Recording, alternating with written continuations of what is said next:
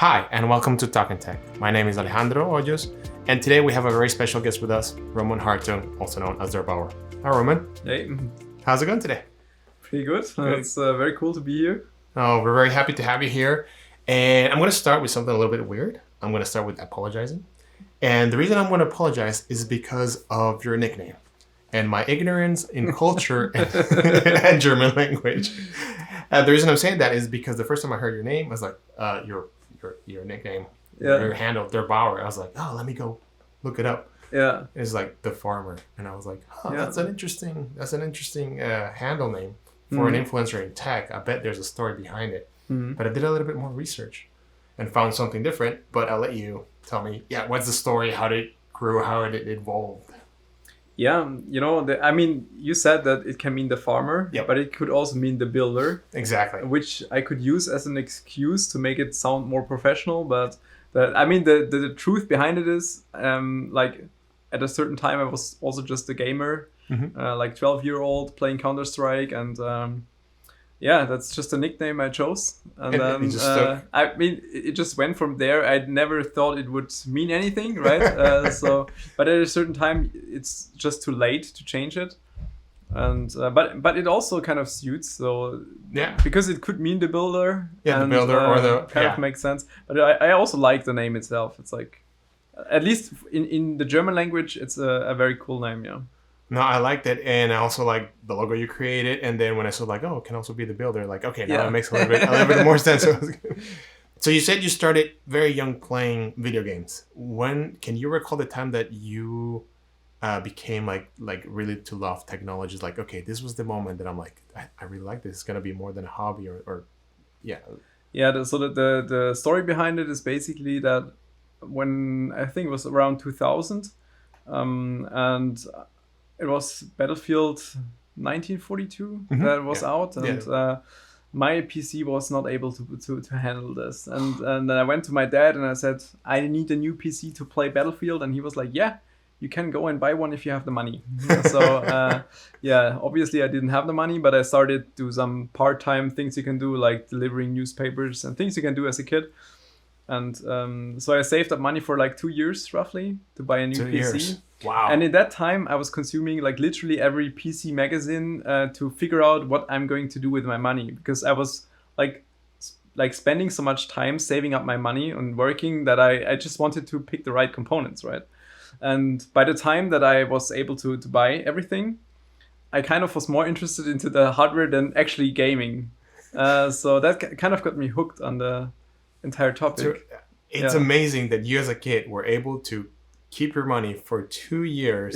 That shows a lot of discipline and restraint. Do you remember the configuration of that PC that you ended up getting? Yes, I was thinking about it, but I can tell you it was a 4200 plus CPU. I'm not sure if it was a Toledo or Windsor core, but it was definitely this one. And I saved up for two 6800 Ultra. Those were the first GPUs you could use really in SLI. Because that did you get two? And yes. That's actually why I had to save up longer, because at a time when SLI became a thing, it was so insane. Everybody was like, this is 2 graphics cards and it's so expensive. And I was like, this is killing my budget. So I had to save I think I had to save up another half year. I wouldn't say it was worth it. From a performance perspective, not, but from a technical perspective, it was definitely worth it. Yeah, it definitely went big. Yeah, and I stayed with SLI for a lot of generations. Nice. Like GeForce 7, then 8, and then GTX 200, and so on. Yeah, that's pretty good. That is awesome. So that was the beginning. Yeah. And that was all through your high school, and then did that love made you decide the career that you wanted to choose? Kind of. Back then, when I was 16 at the time, and I went in Germany, there are multiple ways of doing your high school career, and I went into a specific technical high school career, and it allowed me to learn milling, like CNC milling, which came in probably really handy later on for some tool creations. Okay. Yeah. So again, I did part-time jobs besides school. and I started working at a company. They were building like sensors for like water leakage detection, and I was just operating some milling machines, doing some prototypes after like technical drawings. And at that time, I was also getting into the overclocking a little bit. Oh, so already. Oh, how did that begin? It was just because I was running 3D Mark. And so you wanted to get like a higher. Okay, yeah, I see where this is going. I built my PC and I ran 3D Mark. I liked how it looked, and then it suddenly popped up with a score, and I was like, how can I increase that score? And it was just at the beginning, just playing around a bit with some settings. I didn't even know what overclocking was. Like I entered the NVIDIA driver, I pulled up the slider and things crashed. I was like, what's going on? So like the very early stage of learning things. Yeah. So you're saying that 3D Mark is a gate to overclocking. So. Yeah. If you figure out there's a number and there's a way to increase it, then yeah, especially if you compare yourself to others. Yeah. So then it became more competitive, and that's what gets you like, oh, I see how much I outdo this other guy. Yeah, because you had at the time German forums. They still exist, like Hardware Lux or PC Games Hardware, where you can just compare yourself to others. And I just wanted to be on top. Yeah. That makes completely sense. And so from that technical high school, did you go directly into the military, or did you go to the university? How does it work over there? Yeah, so at the time when I was in school, there was still the mandatory military service, but I was in the last group of mandatory people. Yeah. And but I still wanted to do it because at that time I actually wanted to become a helicopter pilot. Oh, that's awesome. Yeah, because I actually wanted to go to the military. Because I always wanted to go into the aviation thing. It was always interesting to me. And then if you can choose to like civil or military aviation, and civil is very difficult because you have to pay for everything yourself, right? So I thought that military would be a nice thing. So I joined the military for just the service first. And then you go through all the like process. And at that time I didn't know that I'm like partially colorblind. Oh, yeah, that's a little thing. So during the process where you get selected and everything, they told me that I'm partially colorblind, that my dream of becoming a helicopter pilot is never going to work out, right? Just come crashing down. Yeah. So we're with the pilots, and then so what did you do next? Yeah, so when I figured out that I'm not going to become a pilot, then I thought, okay, I still have other hobbies, and IT is also nice. And then for whatever reason, it was just coincidence, they put me into the IT sector of the military. So ended up it was a nice fit. Yeah, so I had to do some server stuff, like changing CPUs and stuff in the military. So it kind of all went from there. And after military, so I left 1 year later. To just do in Germany we call it apprenticeship. Yeah, apprenticeship. So like it's like 3 years training to get into a job, which was mechatronics. So it's like a mix of mechanics and electronics. Yeah, and after that I straight went to university, and to study basically the same but with microengineering, so semiconductor engineering. Yeah. As all this is going by. When does the overclocking continue, and when does HWBot show up? And yeah, let's start with that.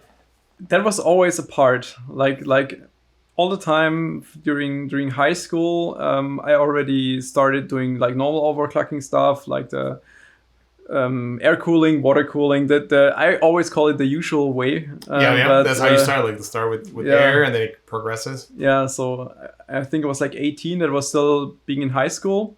I told my dad I want to do a liquid nitrogen overclocking, and he was like, "That sounds very dangerous. It's not going to happen." And then I read about dry ice. Dry ice. Yeah. Dice overclocking, which is also not pretty cold. Yeah. And but I didn't have a cooler for it, so that's where it comes back to the factory I was working in, operating CNC mills. So I see all coming together. So I asked the boss there if I can just use the machine after work and do some parts for myself. did that, and I actually wrote articles about like the process of like designing my first liquid nitrogen container. I wrote articles about that in a German PC magazine. Oh, so the birth of a content creator was Yes. was coming along. And because I wrote those articles, I also got contacts from the industry, because people were like, "Oh, that's interesting. Can you maybe also design a container for us for testing?" And Wow. So so you started. So not only overclocking. So overclocking led you to creating more tools to help you to get cooler, which kind of led you to writing blogs that eventually, someday later, will lead you to become a tech content creator. Exactly. So basically, I did the same thing already when I was like 17 or 18. It's the same thing I'm doing now on YouTube. The same, like playing around with hardware, trying things, just without a camera. Back then, we were just writing articles on the forums or just for magazines. Yeah. When was the time that you grabbed the camera, or that you decided to go with the camera or make that decision? I think the very first time when I did YouTube videos was like 9 years or 10 years ago. But I did not do it because I wanted to become a YouTuber. Mm-hmm. It was because I was just doing the XOC stuff, right? To participate in HWBot, and still because I was still writing some articles for PC Games Hardware once in a while. I received a lot of like normal overclocking requests just from like viewers, and they read the article and they had more questions. So they asked, "So, can you help us with overclocking?" And then at that time, I received so many emails and requests that I decided to just make some like tutorials. So I made like an ASUS, MSI, ASRock, Gigabyte tutorials, and I uploaded them on YouTube, like just maybe like 5 to 10. Yeah. And I think I didn't open YouTube for like a year. Because so you did those tutorials, and then a year later you went I was like I dumped them in there because I was like, so I can spread out the links and I have more time for the rest. And then when I logged back in to do something else, I think I wanted to have a new tutorial about something else. I had like over 1,000 subscribers. Wow. Yeah. So from then you're just like, you know what? There's something here. Maybe I should do more of these instructional videos. Yeah. So I did more. I actually created my own homepage at the same time, which was called overclocking.guide. Yep. It doesn't exist anymore because I don't have the time anymore to do it. But I started doing a lot of like overclocking tutorials just to stay connected with this. And at a certain time, I thought, maybe let's do something different than just tutorials. So I started doing some reviews. Yeah. So besides, I'm very impressed because you do a lot of things, and I don't know how much people know this. You do a lot of things, and you manage to do them all. And for example, as a content creator, that takes a lot of time. Mm-hmm. Not only that, but you also are the CEO of Thermal Grizzly. You are a product manager at Case King, and you are a CEO at HWBot. Yeah. So what's your secret of how can you do this? Like, this is amazing to do get all these things together.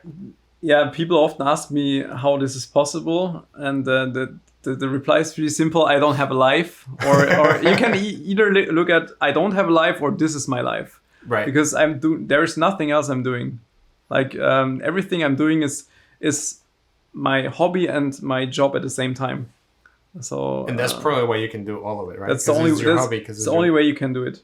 Because like today, if I just look at my normal schedule, is I get up in the morning, I go to Grizzly, usually from maybe let's say from 9 to 6. I come back home, and then it depends on what I'm going to do. Either I'm doing some YouTube stuff in the evening, or maybe I'm checking some HWBot stuff in the evening, or yeah. How did which one of all those? Which one was first?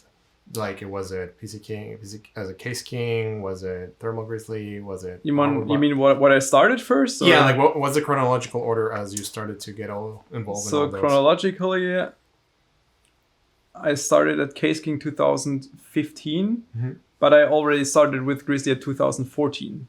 Okay. So, but that was a time when Grizzly for me was never something we wanted to, like we never wanted to have like a big thermal paste company or whatever. We just wanted to have a thermal paste that's working well for liquid nitrogen. And me and my partner, we wanted to make one that's working well. And we were like, if we can sell like 100 in a month, That's great. sounds good to us. And because it was just like a small thing for us on the side. But it turned out that the paste is not only good for LN2, but also on ambient.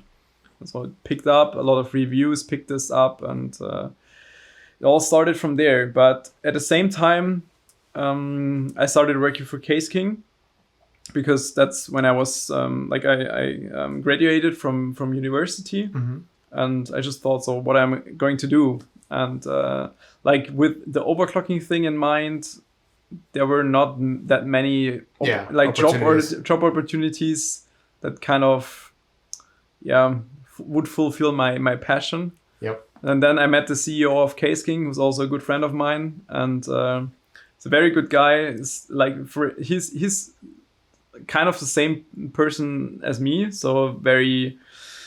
He lives for a company, and he just likes doing these things. Yeah, he's passionate about it. And very passionate about it. Dedicated, yeah. And he just like gave me all the opportunities, and he said, "Yeah, you can start at Case King, do whatever you want." And he never like it's crazy. Like from day one, he never told me what to do. He just say like literally do whatever you want. That's awesome. And so I tried a lot of different things. That's also how deleting started, actually. Oh, yes, because you also have a couple of deleting kits that are out there. Yeah. So at the time when I started at Case King, that was also the time when like Skylake 6700K was coming out, and then CPUs were not soldered anymore. Yep. And it all started with deleting. Actually, it started way before that with the 3770K. Yep. Right. So Ivy Bridge. Yeah, with Ivy Bridge, it started that it was not soldered anymore. And when Ivy Bridge CPUs were out, I was deleting CPUs with a razor blade, and I was like, Yeah, I saw that.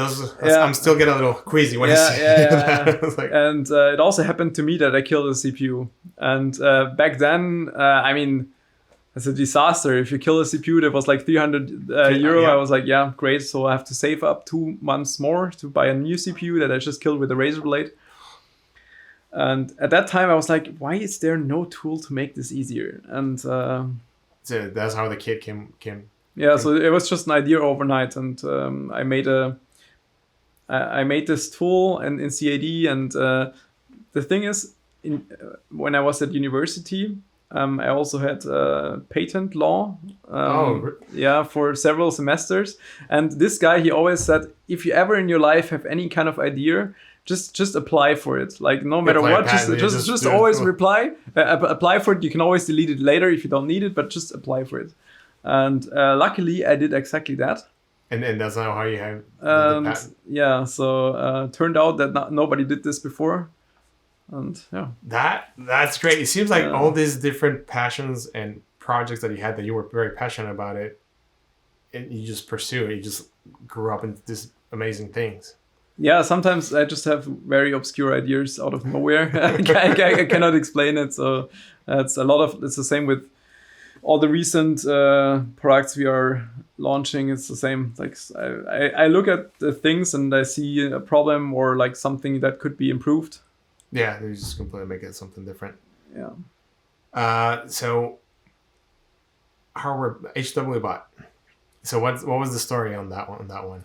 HWBot basically allowed me to kind of become who I am. Mm-hmm. So, it's a platform where you can upload your overclocking results, and you can compete in like thousands of leagues, which is like great in a lot of different ways. So you don't have to spend thousands of euros to participate in like an overclocking league. You can also grab hardware from like 2003 that costs a few $, right, and you can have fun with it because you can participate in the same kind of benchmarks. And that's how it also started for me, because at the time participating in there, I also had very limited budget, like no sponsors, obviously, and everything. And so I started with some like cheap GeForce 6 and GeForce 7 cards I could find on eBay.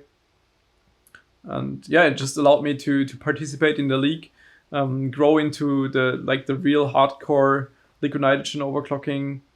And I mean, I've been a part of HWBot for a long time because Yeah. I also grew into like I did a lot of stuff on the forums, then also became an admin because I also got closer to the original crew of HWBot, and like 2016 I think, or 17, HWBot kind of fell apart a little bit because the previous manager Peter Massman. Yep. Because he decided to go a different route. He changed to a different company, which I can totally understand. Yeah. Sometimes in life, it just something gets maybe boring, and you want to do something else. So I can totally understand that. But he was such a big part of HWBot that without him, it was like he was like kind of the soul of it, and the glue that kept it together. And without him, it was just gonna completely fall apart. So you could definitely feel that when he was gone, that HWBot was about to die, kind of. And also the owner, the guy who originally coded HWBot, he also didn't have time for it. Yeah. He said he can just maintain that it's like kind of up and running, but not to do anything with it. And then I heard about that he was going to like sell the page, and at that time I was like, that's kind of dangerous. Yeah. Because the potential buyers would be maybe Intel. Yeah, it will be like parties that parties that are directly involved. Yeah, and there will be like a conflict of interest. Yes, because let's say if ASUS owns HWBot or MSI. Yeah. So it's better to have a third party to be more impartial when it comes to all the scores. Yeah, I can completely see that. And then because also my Grizzly partner, he's also an IT guy. Like he also started when he started in the previous company, he was also coding websites for big German companies. So he kind of knows how to handle websites. And then I asked him, is there a way that we maybe acquire HWBot? And that's what we did. Yeah. Oh, nice.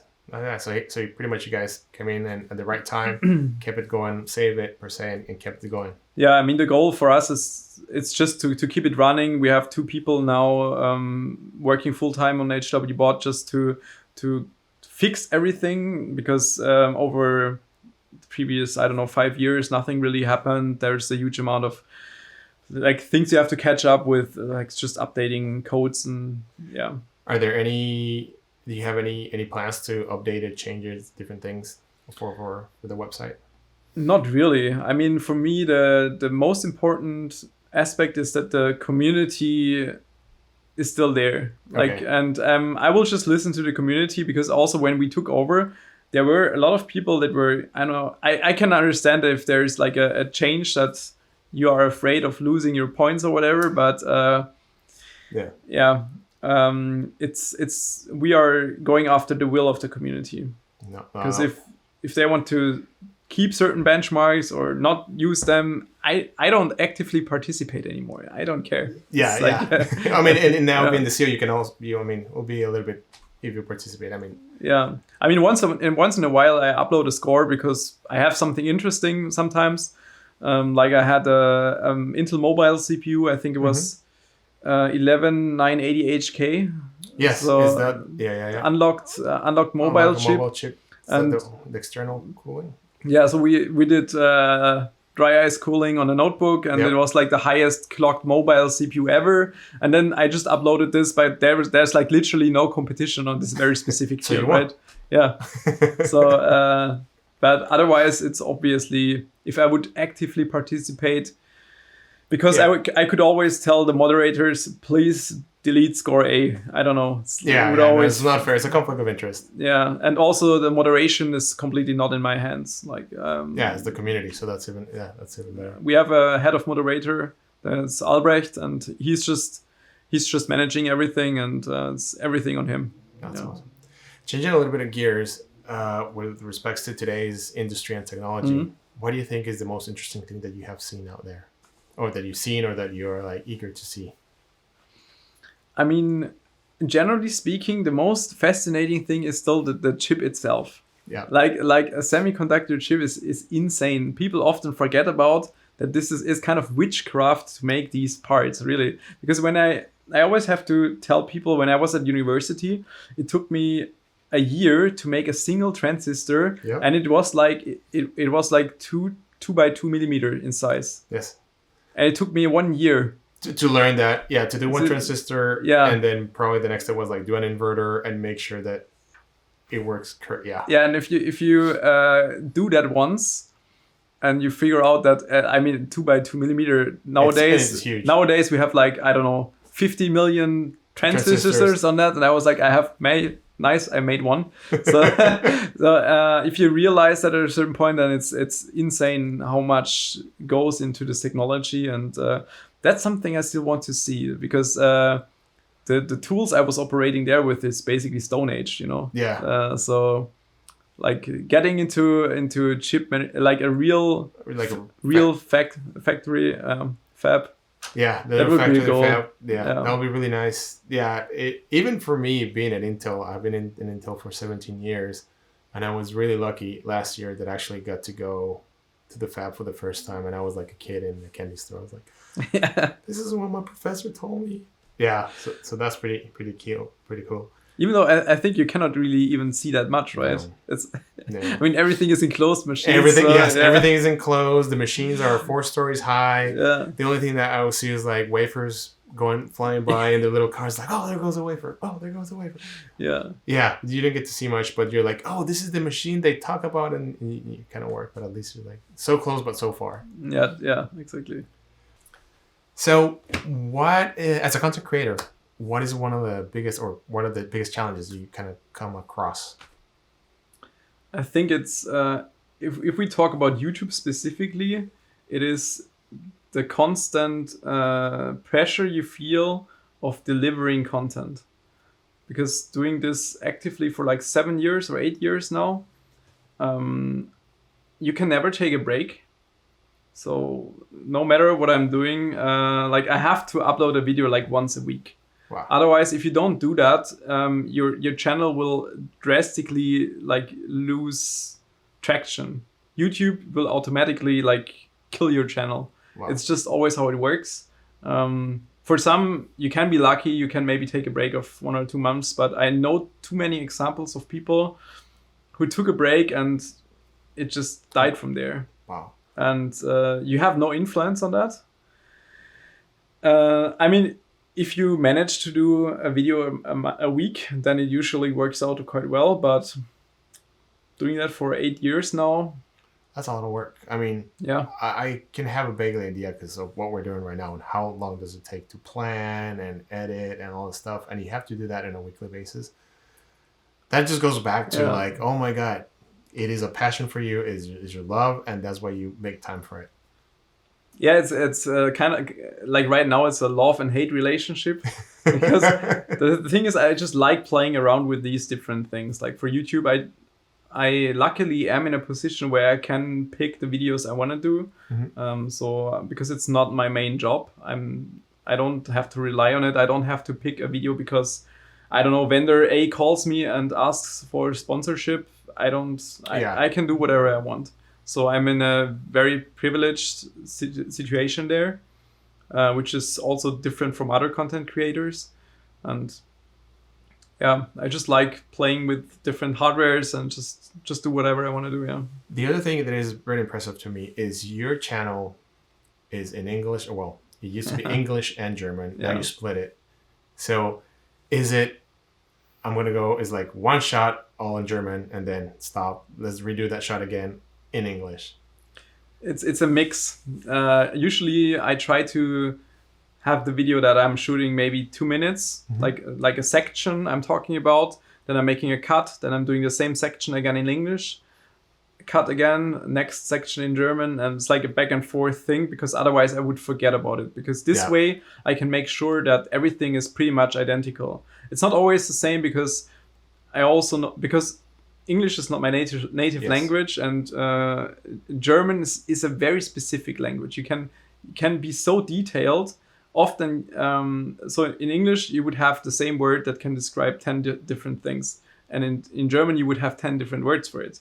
And you can even, you can create your own words if you want to describe something even more in detail. So it is a different language that allows to describe things differently. So also sometimes this will make the German videos a bit different. Right. But apart from that, I try to make everything the same. Yeah, no, I think that's pretty impressive. That's a lot of dedication to do too.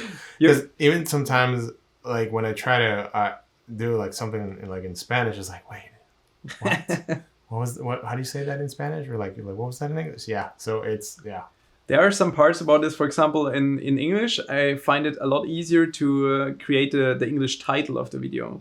When I'm creating videos, I'm kind of thinking in English way to create a title, and then I'm always putting the English title first. But then the thing is, if I use this as the German title, it often doesn't really make sense or doesn't sound nice, and kind of is a bit weird sometimes. Yeah. No, it makes sense because sometimes you cannot do direct translations because it doesn't work correctly.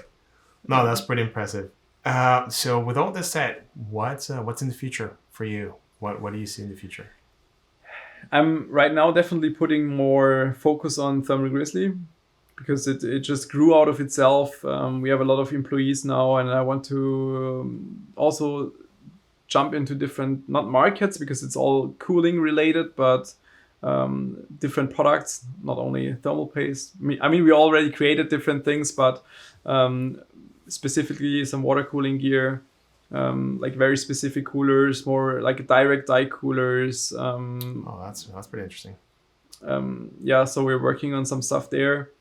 It's still my passion to do just plain CAD, like mechanical construction stuff, and then go to the CNC mill, create things. That's still like deep inside me. That's still my passion, and as much as I would love to do YouTube for maybe 10 more years, like physically, I can already feel that it's not going to happen. It's like it's really killing you. And I can totally relate to every content creator who is not able to do this for a long time, because doing this for years and delivering content like several times a week maybe, that's killing you, really. Like literally, it's insane. Yeah, it's the pressure to deliver, the pressure to have meaningful content. To keep your community happy, and it's a big work. Well, Roman, I really thank you for having me. Yeah, it's been great. It was great to see you again, because we met the first time like 10 years ago. Yeah, we met at an event in Taipei, an overclocking event in Taipei. I think it was Devil's Canyon. Yes. It was pretty awesome. Very good to see you again. Good to see you too, and thank you for being here. I know it's been a long day for you. Thank you, man. Appreciate it. Thanks. Thanks.